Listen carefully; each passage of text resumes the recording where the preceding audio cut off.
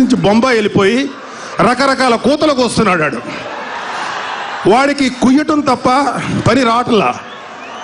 వాడు కూతలు ఆఫ్ చేసి దర్శకత్వం సక్రమంగా చేసుకొని ఆ బాంబేదో అక్కడే పేల్చుకుంటే వాడికి మంచిది, మాకు మంచిది.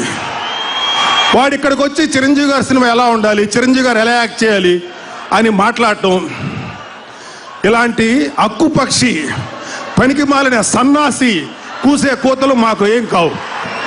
వాడు తెలుసుకోవాలి, ఆన్లైన్లో చేరి రకరకాల పక్షి కూతలకు వస్తున్నాడు. ముందు నువ్వు సినిమా చేయటం నేర్చుకో. ఒకప్పుడు బాగా తీసేవాడివి, పడిపోయింది నీ స్టాండర్డు. తిరిగి నువ్వు బాగా చేయటానికి ప్రాక్టీస్ చేయి. మంచి సినిమా తీసుకో. నువ్వు పేల్చాల్సిన బాంబు ఏదో బొంబాయిలో పేల్చు.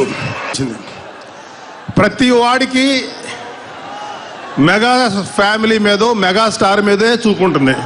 ఆయన విమర్శిస్తే, ఆయన కుటుంబ సభ్యులు విమర్శిస్తే వాడికి ఒక మైలేజ్ వస్తుంది.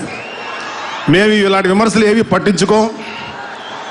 ఈ మధ్యన ఒక ప్రముఖుడు, రచనా వ్యాసంగంలో నిపుణుడు, ఎవరినో హైలైట్ చేయడానికి చరణ్ బాబుని వాల్యూ తగ్గించి మాట్లాడినటువంటి మూర్ఖుడు ఒకడున్నాడు. వాడంటే నాకు గౌరవం కానీ కాళ్ళకు దండం పెడతా.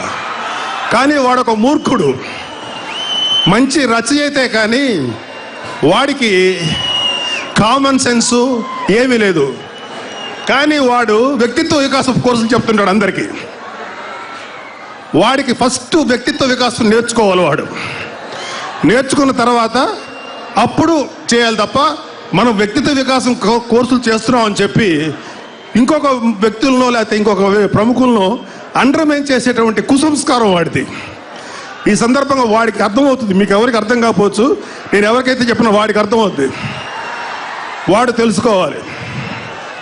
ఇది కాకుండా ఈ మధ్యకాలంలో ఒకడు హైదరాబాద్ నుంచి, తెలుగు ఇండస్ట్రీ నుంచి బొంబాయి వెళ్ళిపోయి రకరకాల కూతలకు వస్తున్నాడు.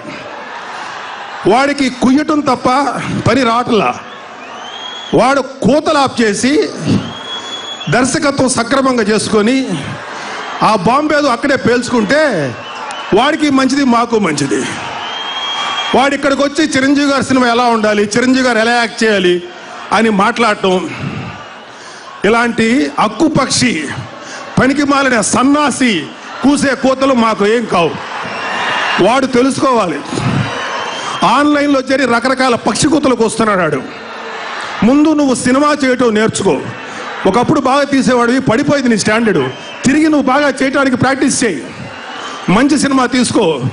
నువ్వు పేల్చాల్సిన బాంబు ఏదో బొంబాయిలో పేల్చు. ప్రతి వాడికి మెగా ఫ్యామిలీ మీదో మెగా స్టార్